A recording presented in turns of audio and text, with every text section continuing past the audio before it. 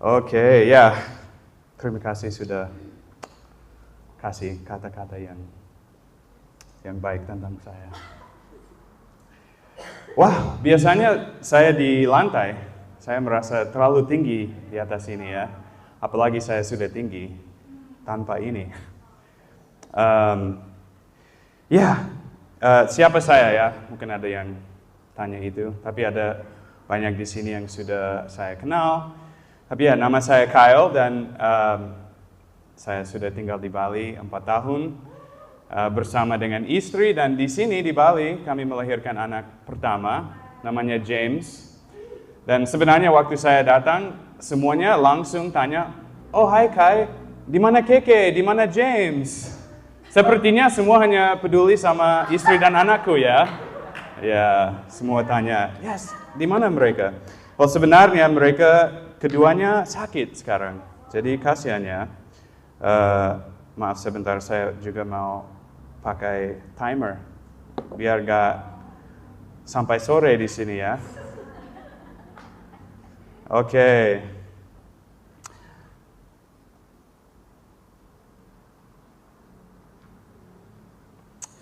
Saya sudah terdistraksi sama HP ya. Jangan kalian juga yang pakai HP terus.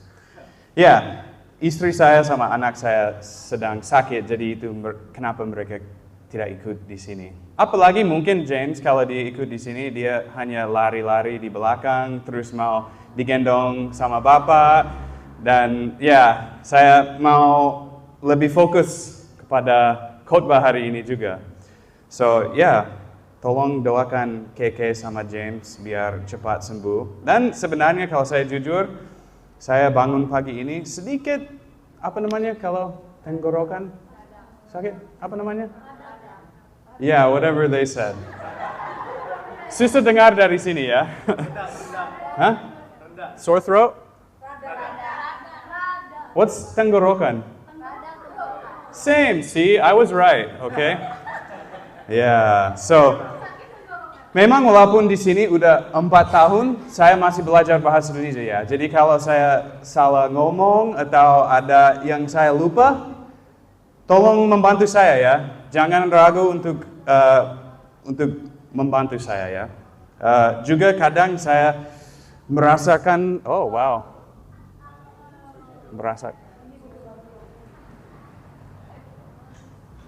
okay.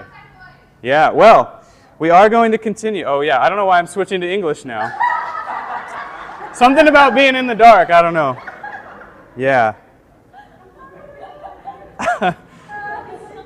Okay. Deep breath, yeah. Well, okay. Habis. Oh gitu. Ya, ini prinsip pertama ya, jangan lupa bayar listrik. Nanti malu ya, kalau nggak kerja, nggak bayar listrik gimana ya? Oke, so sebentar lagi kita akan membaca bersama ayat-ayat dari firman Tuhan yang biasanya kita lakukan di gereja ini ya. Tetapi sebelumnya, saya hanya mau kita semua bersyukur ya. Bersyukur untuk gereja ini. Kemarin waktu saya diminta untuk khotbah lagi di sini, saya memang bersyukur karena saya merasa ini kayak rumah kedua untuk saya. Jadi saya ada gereja sendiri, saya ada persekutuan sendiri. Tetapi kalau saya jujur, kadang saya menyesal bahwa saya tidak bisa ikut di sini setiap minggu. Jadi saya mau kayak kita semua mungkin bersyukur untuk gereja ini. Terus untuk hello, belum. Untuk staff di sini dan semua yang melayani di sini. Saya bersyukur dan semoga kita semua bersyukur untuk itu. Saya sudah lama kenal sama Pak Matt dan Maddie dan semua yang melayani di sini, dan mereka sangat mengasihi jemaatnya. Mereka sangat mengasihi setiap orang yang ikut di sini. Baik itu orang yang sudah lama di sini atau orang yang baru masuk pintu di belakang situ. Mereka ada kasih yang besar. Dan semoga semua merasakan itu. Dan kalau ini mungkin pertama kali di gereja ini atau belum berkomitmen untuk ikut di sini sebagai jemaat, saya harap hari ini itu bisa berubah dan ini bisa menjadi gerejanya.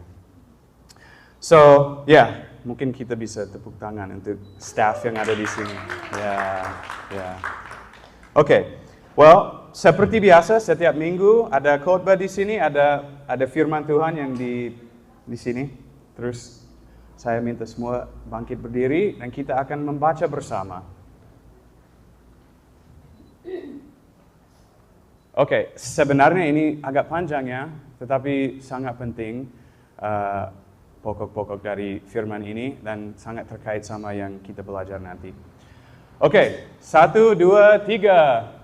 Kita tahu bahwa tidak seorang pun yang dibenarkan karena melakukan hukum Taurat, tetapi hanya melalui iman dalam Kristus Yesus.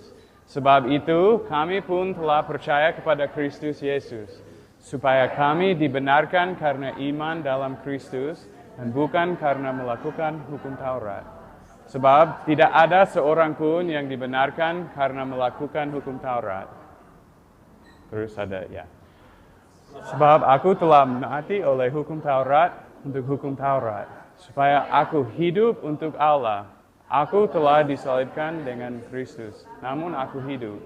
Tetapi bukan lagi aku sendiri yang hidup, melainkan Kristus yang hidup di dalam aku. Hidup yang sekarang aku hidupi secara jasmani adalah hidup oleh iman dalam Anak Allah yang telah mengasihi aku dan menyerahkan dirinya untuk aku. Aku tidak menolak anugerah Allah, sebab sekiranya ada pembenaran melalui hukum Taurat, maka sia-sia. Wow. Silakan kembali duduk. Kabar yang sangat baik ini ya. Mungkin karena membaca secara lisan nggak benar-benar tangkap apa yang intinya. Tetapi secara singkat itu kita tidak bisa membenarkan diri terhadap Allah. Kita tidak bisa membawa apa aja kepada Allah untuk dibenarkan. Ya, hanya melalui Kristus kita bisa dibenarkan. Hanya melalui Kristus, pengorbanan Kristus, kebangkitan Kristus, kita semua bisa hidup di dalam Kristus, bisa hidup di dalam kerajaan Allah. Dan itu sangat baik karena itu membuat kita semua setara di mata Allah. Ya, dan nanti kita akan melihat di dalam Markus 10 yang kita menggali, I don't know. Nanti ya. So, aku mau tanya, apa tujuan dari khotbah hari ini? Memang semua di sini mau tahu itu juga. Apa tujuannya Kai dengan khotbah ini? Tetapi untuk itu saya harus tanya, apa tujuan dari setiap khotbah dari 2,5 bulan terakhir ini? Siapa masih ingat tujuan dari seri khotbah yang kita sedang menjalani? Siapa ingat? Kalau saya bertanya, boleh menjawab saja ya. Siapakah Yesus ya? Ya, jadi ada slide ya berikutnya.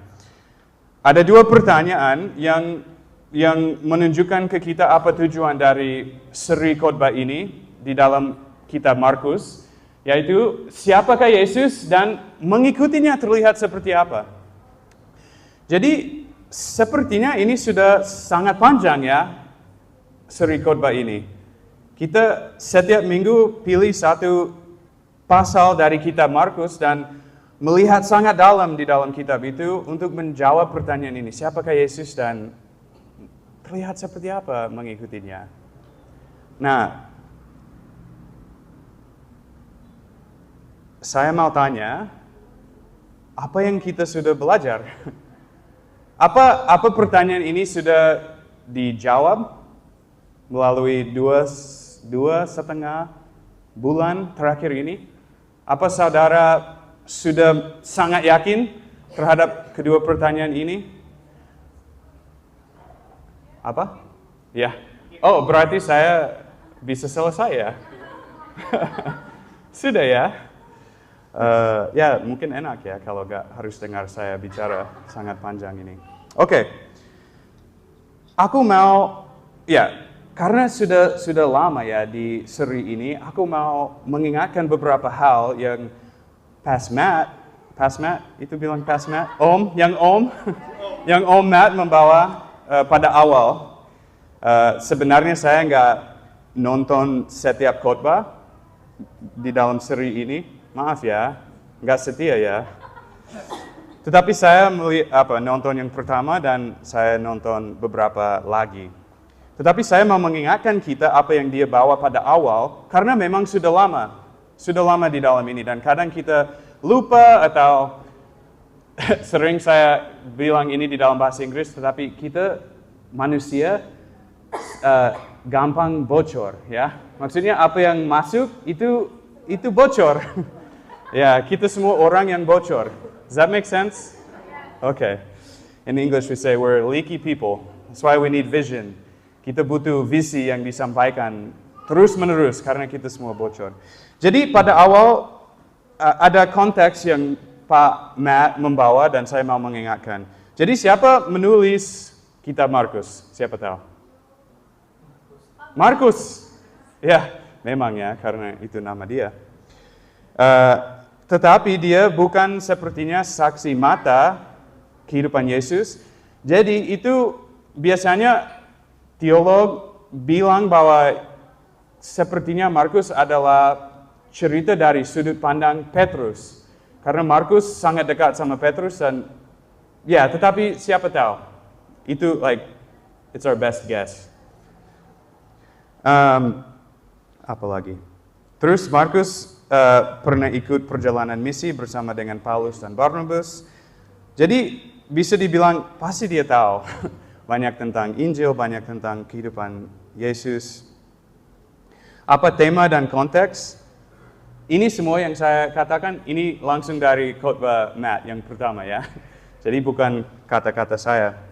Markus adalah salah satu kitab pertama yang ditulis di Perjanjian Baru. Jadi ini, ya kalau ini yang pertama sangat penting ya. Ini menjelaskan banyak pada gereja mula-mula. Ini ditulis kepada orang yang katanya non-Yahudi, maksudnya orang yang bukan, ya Yahudi. Seperti kita ya. Jadi ada tone, ada, ya. Maksudnya ini lebih, ya, never mind, lupakan saja. Tetapi tujuannya juga dari antara yang lain untuk mendorong pengikut Yesus untuk melanjutkan pelayanan Yesus di bumi ini. Jadi ada tujuan lagi dari kedua pertanyaan di situ. Bagaimana kita bisa melanjutkan pelayanan Yesus di bumi ini? Kita bisa tahu caranya melalui membaca dan mempelajari intinya dari semua kisah yang ada di sini. Dan kemarin dia juga membawa ini, fokus utama dari buku ini adalah tindakan dan otoritas Yesus Kristus. Jadi semoga teman-teman sudah selama 2,5 bulan, I don't know why that's confusing me. I want to say 2,5, I don't know why. 2,5 bulan terakhir ini, semoga itu sudah terjadi di dalam hati kita. Bahwa kita lebih yakin terhadap otoritas Yesus, lebih yakin terhadap tindakan Yesus dan keinginan Yesus untuk kita yang mengikutinya. Tetapi kalau belum terjadi, kalau itu belum nyata di dalam kehidupan kita, harapan saya adalah hari ini itu lebih nyata lagi, lebih kita semua lebih yakin lagi. Nah, juga dia bawa beberapa pertanyaan lagi pada awal. Karakternya Yesus seperti apa? Apa yang dia lakukan di bumi ini? Apa yang dia mengakui atau mendemonstrasi tentang dirinya sendiri? Jadi, Yesus siapa sebenarnya? Apa dia Tuhan? Apa dia manusia? Apa dia seorang nabi yang biasa? Apa dia seorang guru? Kalau kita melihat di kitab Markus, dia secara pribadi menunjukkan apa? Dia mengakui apa? Bagaimana dia memperlakukan orang lain di bumi ini? Dan lain sebagainya. Saya mau tambahkan sedikit konteksnya. Maaf ya, sebelum saya masuk ke Markus 10, walaupun itu sebenarnya panjang sendiri, saya pikir ini sangat penting karena udah lama dan seperti tadi kita bocor. Jadi ada beberapa kutipan yang saya mau membaca untuk menggambarkan, kasih gambaran yang lebih luas, yang lebih lengkap tentang siapa Yesus di kitab Markus. Jadi ada slides ya, I think. Ya, oke. Markus menggambarkan Yesus sebagai anak Allah yang berkuasa atau berotoritas, yang menaklukkan kuasa dosa, maut, dan roh-roh jahat, serta menawarkan hidup yang kekal kepada semua orang yang percaya dan memikul salib untuk mengikuti Dia. Apakah teman-teman sudah tangkap itu, dapat itu dari 2 bulan terakhir ini? Sudah ya? Ya. Terus yang kedua, di atas segalanya, gambaran Yesus menurut Markus ditandai oleh 3 hal. Otoritas ilahinya, misinya sebagai hamba Tuhan yang, ini yang kadang susah buat orang, yang menderita. Jadi sangat jelas di kitab Markus bahwa Yesus menderita dan kita juga yang mengikutinya bisa berekspektasi untuk menderita juga. Tidak ada seorang Kristen yang bebas dari penderitaan. Tetapi Yesus menunjukkan jalan, cara untuk mengatasi melalui penderitaan. Oh ya, dan statusnya sebagai anak Allah. Bisa dibilang juga bahwa kitab Markus dari keempat kitab Injil adalah yang paling menunjukkan dia sebagai manusia. Jadi siapa tahu bahwa Tuhan Yesus adalah Tuhan ya, benar ya? Kita semua setuju? Dia 100% Tuhan, tapi juga dia 100% manusia. Jadi kalau kita mau tanya pertanyaan itu, bagaimana kita mengikuti Yesus atau mencerminkan Yesus, menjalani pelayanan Yesus di sini, kadang kita merasa, wow, susah karena memang dia Tuhan. Tetapi kalau kita melihat semua kisah di dalam Markus dengan benar, kita akan melihat bagaimana dia juga manusia. Dan itu sangat baik, itu kabar baik buat kita, bahwa Tuhan Yesus adalah 100% Tuhan dan 100% manusia. Dan ini sangat terkait sama yang kita melihat nanti. So, oke. Untuk mempercepatkan ini, saya mau lanjut. Ada 2 pertanyaan baru untuk kita sebelum masuk ke Markus 10. Oh ya, oke. Makasih ya. Apakah saya sudah mengenal Yesus sebenarnya? Ini pertanyaan yang kita semua tanyakan ke dirinya sendiri ya. Apakah saya sudah mengenal Yesus sebenarnya? Dan kedua, apakah saya sudah mulai mengikutinya sesuai apa saja yang tertulis di kitab Markus? Saya tambah sedikit. Dan apa saja yang disampaikan dari semua khotbah di seri ini. Apakah saya sudah mulai? Apakah saya sudah menerapkan apa yang diajarkan di sini atau apa yang saya mempelajari di sini? Belum? Sudah? Boleh jujur. Ya. Jadi, kedua pertanyaan ini saya harap tetap di pikiran setiap kita selama kita melihat Markus 10. Tidak untuk menjadi hal yang berat, tetapi untuk menguatkan kita. Kita akan melihat melalui setiap kisah di Markus 10 bahwa Tuhan Yesus mau kita mengikuti Dia dan Dia mempersiapkan dan memberikan memberikan apa saja yang kita butuh untuk mengikutinya dengan benar. Oke. So, sudah lama dengar dari saya, tapi sekarang kita mau dengar dari firman itu sendiri. Ya. Kita akan susah ya, karena Markus 10 itu sangat panjang. Ada 6 perikop, ada yang terhubung, tetapi juga mereka itu semua bisa menjadi khotbah itu sendiri. Tetapi saya akan coba dalam waktu yang singkat untuk melalui semua. Kenapa? Karena hari ini saya mau fokus kepada pertanyaan yang kedua. Hampir setiap khotbah sampai sekarang adalah fokus kepada siapakah Yesus ya. Tetapi bagaimana dengan pertanyaan kedua? Bagaimana kita mengikutinya? Caranya apa? Kalau saya benar-benar mengikutinya, menjadi muridnya, terlihat seperti apa di dalam kehidupan saya? Apa yang seharusnya saya pikirkan? Apa yang seharusnya saya lakukan? Bagaimana saya bersifat sama orang lain seperti itu? Saya mau fokus kepada itu. Dan sebenarnya Markus 10 lebih fokus kepada hal-hal itu juga melalui kisah-kisah yang khusus.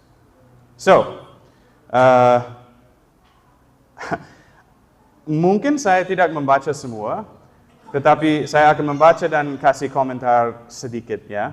Jadi mari kita semua membuka bersama-sama Alkitab. Jadi kalau hanya ada Alkitab di HP, saya minta dengan tegas jangan main HP ya. Mari kita semua fokus kepada firman Tuhan dan meminta Roh Kudus untuk menunjukkan kebenaran, untuk membentuk hati dan pikiran kita melalui firman-Nya ya. Tidak penting apa saja yang saya ngomong, tetapi lebih penting apa yang firman Tuhan bilang dan bagaimana Roh Kudus mau bekerja melalui itu. So, jangan main HP ya. Saya juga pakai Alkitab elektronik. So kita mulai dengan Markus 10 ayat 1 sampai 12. Dan sebenarnya ini topik yang sulit. Saya nggak mendalami topik ini, tetapi saya mau melihat beberapa hal di sekitar topik ini. So, mulai di situ. Sedikit lagi ini. Tuhan Yesus, ini bagian di kitab Markus yang sudah sedikit beda daripada semua yang sebelumnya, ya. Semua sebelumnya memang itu tentang pelayanan Yesus, bagaimana dia kayak mengelilingi daerah itu. Tetapi sekarang kita sudah mulai perjalanan Yesus ke Yerusalem. Siapa tahu apa yang terjadi di Yerusalem waktu Yesus datang ke sana? Siapa tahu? Apa? Ya, jadi kita bisa bilang bahwa Tuhan Yesus sedang menuju ke kayu salib. Dia menuju Yerusalem, tetapi juga yang terjadi sebenarnya adalah dia menuju ke kematiannya. Jadi, semua yang kita baca hari ini dan minggu-minggu ke depan adalah sepertinya tindakan dan kata-kata terakhir Yesus. Jadi dia sedang mempersiapkan muridnya untuk terus tetap mengikutinya setelah apa saja yang akan terjadi. Dia sangat ingin kita semua tetap mengikuti dia melalui apa saja yang terjadi. Dan itu keinginan dia juga untuk muridnya yang sedang berjalan bersama dia menuju ke Yerusalem. Jadi sangat penting kita tahu itu. Dia sangat terfokus kepada datang ke Yerusalem, menerima apa saja yang dipersiapkan oleh Bapaknya. Dan kita juga. So, dengan konteks itu kita mulai Markus 10. Ayat 1 sampai 12. Ya, oke. Tidak ada di sini karena sangat panjang dan aku nggak mau bikin 50 slides ya. So, ikuti dengan Alkitabnya sendiri. Kemudian Yesus meninggalkan tempat itu dan pergi ke daerah Yudea dan daerah di seberang sungai Yordan. Orang banyak datang lagi berkerumun sekeliling Yesus. Dan seperti biasa Yesus mengajar mereka. Nah, beberapa orang Farisi datang juga untuk menjebak Yesus. Oke, ingat, kita sedang pikirkan pemuridan atau cara mengikuti Yesus. Ada beberapa orang Farisi datang untuk menjebak Yesus. Jadi, mereka bertanya kepada dia, menurut hukum agama kita, apakah boleh orang menceraikan istrinya? Yesus menjawab, Musa memberi perintah apa kepada kalian? Musa mengizinkan orang menceraikan istrinya asal menulis surat cerai dahulu. Jawab mereka, Musa menulis perintah itu sebab kalian terlalu sukar diajar. Kata Yesus kepada mereka, tetapi pada permulaannya, pada waktu Allah menciptakan manusia, dikatakan bahwa Allah menjadikan mereka laki-laki dan wanita. Itu sebabnya laki-laki akan meninggalkan ibu bapaknya dan bersatu dengan istrinya. Maka keduanya menjadi satu. Jadi mereka bukan lagi dua orang, melainkan satu. Itu sebabnya apa yang sudah disatukan oleh Allah tidak boleh diceraikan oleh manusia. Setelah mereka masuk ke rumah, pengikut-pengikutnya bertanya kepada Yesus tentang hal itu. Yesus berkata kepada mereka, siapa menceraikan istrinya lalu kawin dengan wanita lain, orang itu berzina terhadap istrinya yang pertama itu. Begitu juga wanita yang menceraikan suaminya lalu kawin dengan lelaki yang lain, ia pun berzina. Maaf ya, pasti banyak pertanyaan muncul dengan kisah ini. Tetapi ya, tunggu aja Pak Matt datang ya. Dia yang bisa menjelaskan itu. Saya sudah minta, apa boleh saya menjelaskan semua ini? Mungkin lebih baik dia, karena dia tetap bersama dengan jemaat ini, bukan saya ya. Gampang saya membawa banyak hal yang susah dan pergi aja. Ya. Tetapi apa yang terjadi di sini? Apa yang terjadi di sini? Dan apa kisah ini mengajarkan kepada pengikut Yesus tentang the nature of discipleship. Anyways. Ya, atau ya, ciri-ciri. I don't know. Karakteristik sifat pemuridan. Ya. So, harus melihat dulu apa yang terjadi. Ada orang yang datang kepada Yesus dan coba menjebak dia ya. Mereka di waktu itu mereka yang punya otoritas yang tertinggi di society, masyarakat. Tetapi kita semua tahu bahwa Yesus sendiri punya otoritas yang tertinggi. Dan ya banyak yang bisa dikatakan tentang kisah ini, tetapi saya mau kita semua melihat betapa besar otoritasnya Yesus. Ya. Mereka coba menjebak dia karena mereka nggak mau dia yang berotoritas atas masyarakat. Mereka mau tetap otoritasnya sendiri. Enak ya kalau kita semua punya otoritas sendiri. Saya bisa lakukan apa-apa, saya bisa pikirkan apa-apa, saya bisa, ya maksudnya saya bebas. Tetapi apakah itu benar-benar bebas kalau kita semua punya otoritas atas kehidupan kita sendiri? Sangat sulit ya. Bagaimana saya pikirkan, bagaimana saya hidup dengan benar? Tapi ya memang, ya untuk lebih singkat, mengikut Yesus berarti menyerahkan pandangan pribadi dan tunduk pada otoritas Yesus. Dan dia memakai, ya cerita ini juga menunjukkan bahwa kita harus bergantung kepada Yesus. Dan apa saja yang dia katakan. Terus setiap kisah yang nanti kita baca adalah juga tentang kebenaran, maksudnya bagaimana orang coba untuk membenarkan diri atau pembenaran diri ya. Dan sebenarnya untuk menjadi murid Yesus tidak bisa membenarkan diri, tidak bisa pegang kepada pembenaran dirinya atau ya.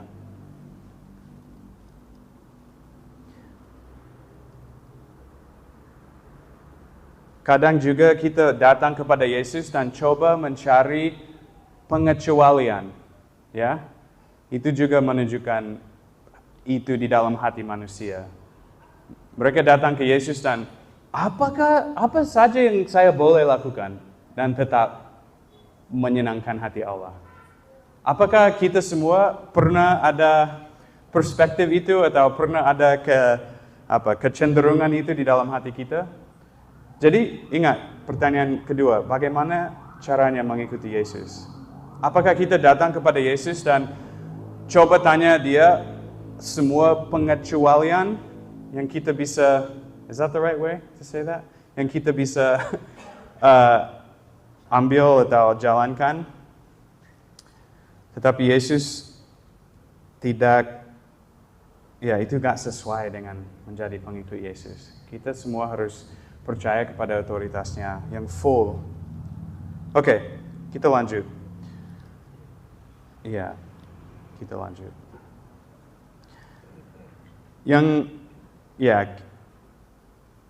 Kisah yang kedua adalah tentang anak-anak. Ada orang-orang membawa anak-anak kepada Yesus supaya ia menjamah dan memberkati mereka. Tetapi pengikut-pengikut Yesus memarahi orang-orang itu. Melihat hal itu, Yesus marah, lalu ia berkata kepada pengikut-pengikutnya, "Biarkan anak-anak itu datang kepadaku. Jangan melarang mereka, sebab orang-orang seperti inilah yang menjadi anggota umat Allah atau anggota kerajaan Allah.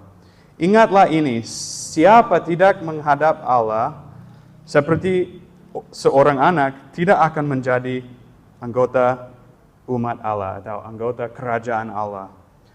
Sesudah mengatakan demikian, Yesus memeluk anak-anak itu, kemudian ia meletakkan tangannya ke atas mereka masing-masing dan memberkati mereka. Jadi, untuk mengikut Yesus, kita seperti tadi saya bilang, kita tidak bisa datang ke Yesus dan menunjukkan kepada dia semua yang kita lakukan untuk menyenangkan Allah. Dia tidak menerima siapa aja karena apa yang mereka lakukan. Kita semua mau melakukan perbuatan baik. Kita semua mau mengikuti perintah Yesus. Kita semua mau hidup dengan baik, bersifat dengan baik kepada orang lain. Tetapi tidak ada satupun dari semua itu yang menghasilkan keselamatan daripada Allah. Ya? Tidak ada. Nah, pada waktu itu juga ada sepertinya anak-anak kecil di dalam budaya orang Yahudi pada waktu itu. Bukan seperti mereka tidak menghargai anak, tetapi yang kayak puncak kehidupan adalah menjadi dewasa. Jadi seperti lahir sampai menjadi dewasa, itu kayak like it's like passing through. It's like like it's not the place you want to be. You want to be an adult. Karena baru pada waktu itu boleh mulai menyenangkan Allah melalui perbuatan, melalui pengorbanan, melalui semua hal itu. Dan ini yang terjadi juga pada waktu itu. Ada orang yang membawa anak ke Yesus untuk minta Yesus memberkati mereka. Tetapi muridnya Yesus marah. Jangan membawa ini menjadi distraksi buat Tuhan, buat Yesus, apa yang dia lakukan. Tetapi Yesus memakai momen ini untuk menunjukkan bahwa di dalam kerajaan Allah yang Yesus memulaikan, membawa, membuka, jauh berbeda daripada budaya yang biasa di sana. Dia menunjukkan bahwa setiap orang yang mau masuk kerajaan Allah harus menjadi seperti anak. Nah, kata itu untuk anak tidak seperti anak yang seperti di sini, tapi mungkin lebih kayak bayi ya. Dan apakah bayi yang bisa membawa kepada Yesus? Apa? Apakah bayi-bayi bisa membawa perbuatan yang luar biasa kepada Yesus? Bisa menunjukkan, Yesus, lihat semua yang saya lakukan. Lihat ini. Saya baik ya. Saya hebat ya. Apakah Tuhan senang dengan apa yang saya membawa? Tidak. Jadi Tuhan memakai momen ini untuk menunjukkan kepada muridnya bagaimana setiap orang harus datang kepada Yesus dengan tangan yang kosong. Tangan yang kosong. Bagaimana dengan kita? Apakah kita sudah di dalam pikiran bahwa saya harus datang kepada Yesus dan menunjukkan, Tuhan, saya baik ya? Setuju nggak? Atau kita semua pasti mau menjadi pengikut Yesus yang sebenarnya dan mau menjadi muridnya, mau menyenangkan dia, tetapi kadang kita juga tidak datang kepada dia karena kita percaya bahwa, oh ya, belum saya cukup baik. Belum saya ada apa-apa untuk menyerahkan kepada dia, menawarkan kepada dia. Tetapi dia bilang bahwa tidak ada seorang pun yang boleh masuk ke kerajaan Allah tanpa menjadi seperti anak bayi. Tidak ada kepunyaan apa-apa seperti anak bayi.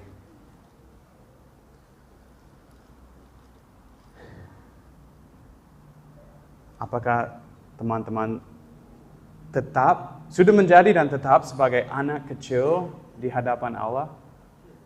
Tidak ada seorang pun di kerajaan Allah yang tidak ada anak kecil. Kita semua adalah anak kecil di hadapan Tuhan. Dan itu kabar baik. Kenapa? Apa yang bapak-bapak, orang tuanya lakukan untuk anak kecil? Semua. Ya? Apa itu kabar baik bahwa kita bisa datang kepada Allah seperti anak kecil dan percaya bahwa Dia akan memuaskan semua yang kita perlu.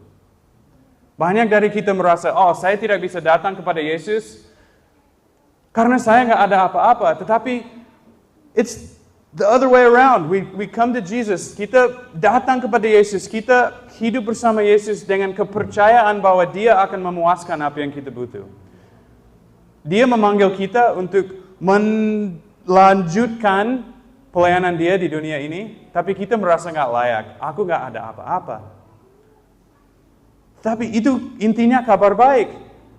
Ada Tuhan yang berotoritas, ada Yesus yang menunjukkan otoritas yang full di dunia ini, dan kita ada akses kepada itu, sebagaimana kita mengikuti Dia sebagai anak kecil.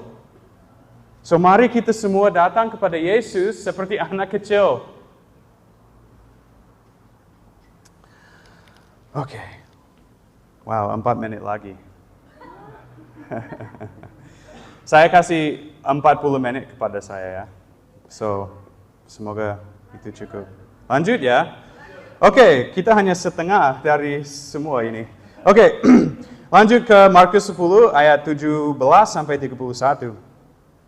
Waktu Yesus meneruskan lagi perjalanannya, seorang datang berlari-lari kepada Yesus.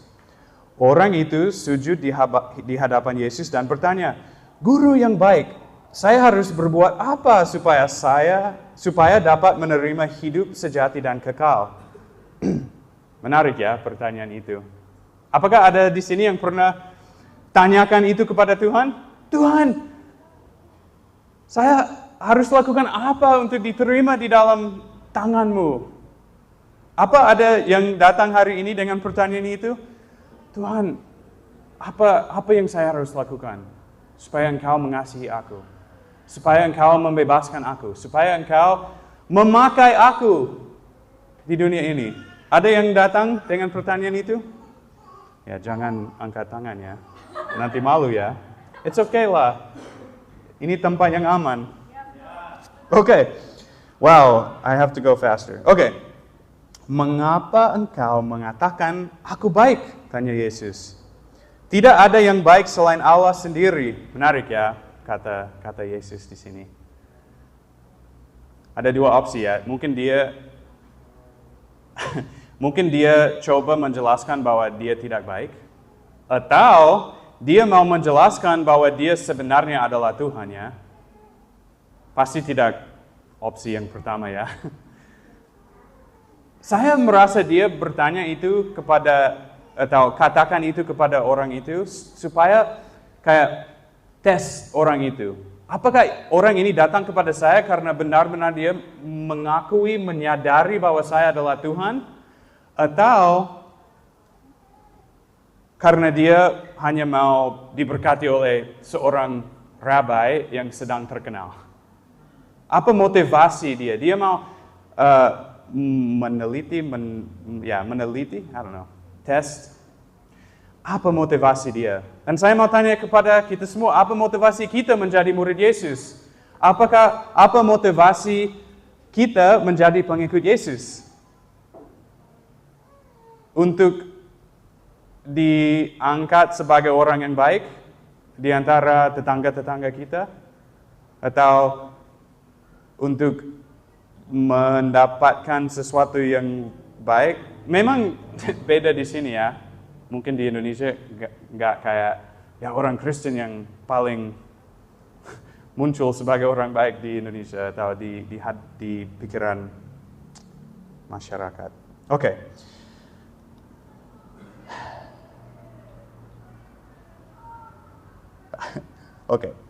Engkau sudah tahu perintah-perintah Allah. Jangan membunuh, jangan berzina, jangan mencuri, jangan bersaksi dusta, jangan menipu, hormatilah ayah dan ibumu. Bapak guru, kata orang itu, semua perintah itu sudah saya turuti sejak muda. Wow, hebat orang ini ya. Pasti saya tidak bisa katakan itu.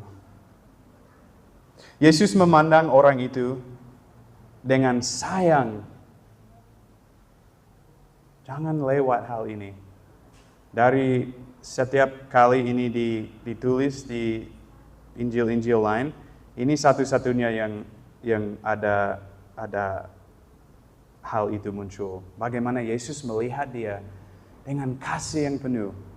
Dia melihat orang ini yang datang kepadanya dengan kasih di dalam matanya. Ya. Jadi orang ini datang kepada Yesus, dia mau diberkati, dia mau diterima. Dan apa responsnya Yesus kepada semua yang orang ini membawa kepadanya? Ini sangat penting ya, walaupun saya sedikit menegur kita yang mau datang kepada Yesus dan coba menghasilkan keselamatan. Responsnya Yesus mulai dengan kasih. Sayang. Kasihan orang ini yang dibohongi? No, he's deceived. Ya, dibohongin. Responsnya Yesus kasih, sayang. Nah, kita semua pasti sudah tahu cerita ini. Dia diminta untuk menjual semua, berbagi ke orang yang susah, dan mengikuti Yesus. Ini bukan berarti bahwa menjadi orang kaya atau menjadi orang yang punya banyak, itu salah. Kadang kita melihat ini dan salah perspektif tentang ini. Pokoknya Yesus adalah bukan hal-hal yang seperti itu yang membenarkan kita terhadap Allah. Jadi Yesus minta dia untuk lakukan itu supaya dia tidak berhala lagi. Supaya dia bisa menerima Tuhan Yesus sebagai Tuhan. Sebagai yang punya otoritas atas kehidupannya. Ya, jadi bukan maksud saya kalau ada di sini yang punya banyak, wow, dan mau benar-benar mengikuti Yesus, berarti harus menjual semuanya. Kalau Yesus bilang itu kepada kamu sendiri, mungkin tanya ke beberapa orang di komunitas dan coba cari tahu kalau itu benar. Tapi maksudnya, untuk datang kepada Yesus, untuk menjadi muridnya, untuk menjadi pengikutnya, kita tidak bisa ada dewa-dewi lain. Kita tidak bisa ada otoritas yang lain di atas Yesus. Nah, kemudian dia pergi dari Yesus dengan sedih.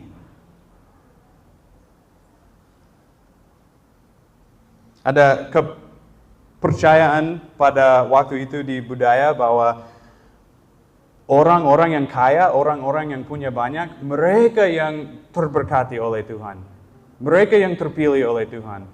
Dan kalau tidak ada hal-hal eksternal untuk menunjukkan berkat dari Tuhan, mungkin berarti tidak diberkati oleh Tuhan, tidak diterima oleh Tuhan. Sampai muridnya Yesus sendiri heran, kayak, siapa bisa diselamatkan? Kalau orang itu tidak bisa diselamatkan, bagaimana dengan kita? Yang tidak ada apa aja. Apakah ada di sini yang pernah pikirkan itu? Wow, saya sedang di dalam susah. Sekarang susah ya. Pasti berarti Tuhan marah sama saya. Tuhan tidak menerima saya. Saya orang bersalah, merasa bersalah. Dan itu menyebabkan kita nggak datang kepada Yesus dan benar-benar berkomitmen untuk mengikutinya. Apakah itu pengalaman teman-teman di sini? Jujur ini pengalaman saya pada awal. Saya dibesarkan di gereja, Bapak dan sebenarnya banyak di sini yang relevan di hidup saya. Bapak dan ibu saya bercerai waktu saya umur 2 tahun. Saya nggak ada pengalaman, memori Bapak dan ibu saya bersama. Terus karena Bapak saya yang membesarkan 4 anak sendiri, dia bekerja keras, nggak ada apa-apa. Sebenarnya kami hanya makan cukup dan ya mungkin hidup cukup oke. Karena gereja yang merangkul keluarga kami dan menyediakan apa yang kita butuh. Dan saya selalu merasa waktu kecil, apa yang salah di dalam saya? Kenapa teman saya ada ibu dan bapak? Kenapa teman saya yang kasih makanan kepada keluarga kami? Kenapa, apa yang salah di dalam keluarga kami? Sampai Tuhan sangat tidak sayang sama kami. Dan sampai saya remaja, saya juga, ya walaupun sudah lama di gereja, saya merasa ditinggalkan oleh Tuhan. Saya merasa semua hal yang ada di dalam kehidupan saya berarti bahwa Tuhan sudah melepaskan saya. Sehingga saya sepertinya mulai memilih untuk meninggalkan Tuhan. Dia nggak peduli sama saya nggak peduli sama dia.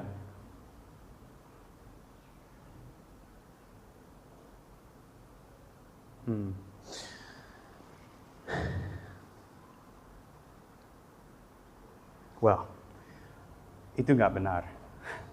Semoga itu pengalaman kita semua di sini, dan kalau belum menjadi pengalamannya atau pengetahuan yang pribadi, semoga ini bisa berubah hari ini. Oke. Mungkin kita bisa lanjut ke slides yang sepertinya terakhir, itu 2 pertanyaan lagi. 2 pertanyaan baru dari tadi itu ada. Ya, oke.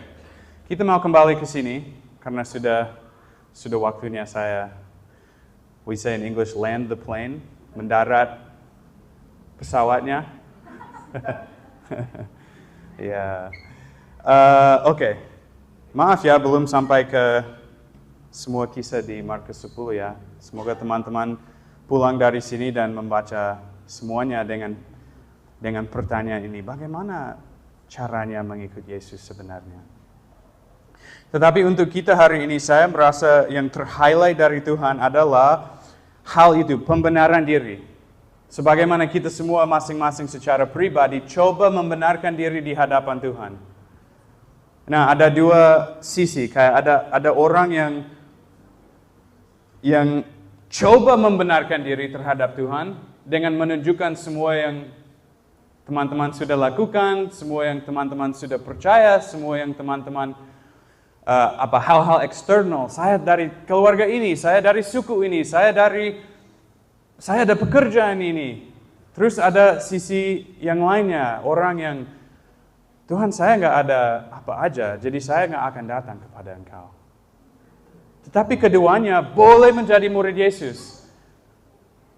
Sebenarnya semua orang harus menjadi murid Yesus, tetapi nggak semua yang menjawab panggilan Yesus untuk menjadi muridnya. Kasihan kalau ada yang di sini yang tetap di dalam salah satu sisi itu dan tidak memilih untuk percaya apa yang ditulis di kitab ini. Datang kepada Yesus, menerima keselamatan, menerima the favor of God. I don't know what that means. I don't know how to say that. Perkenalan Tuhan. Boleh, ya.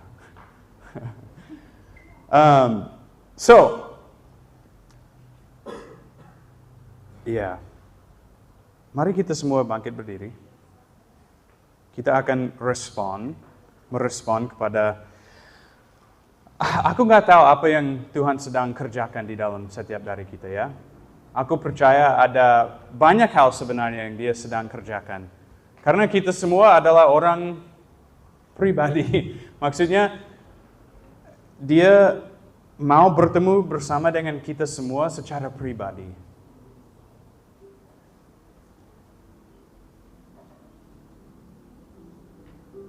Jadi mungkin saya minta setiap orang untuk secara pribadi melihat keduanya pertanyaan ini bersama dengan Roh Kudus, bertanya ini kepada dirinya sendiri dan kepada Tuhan juga.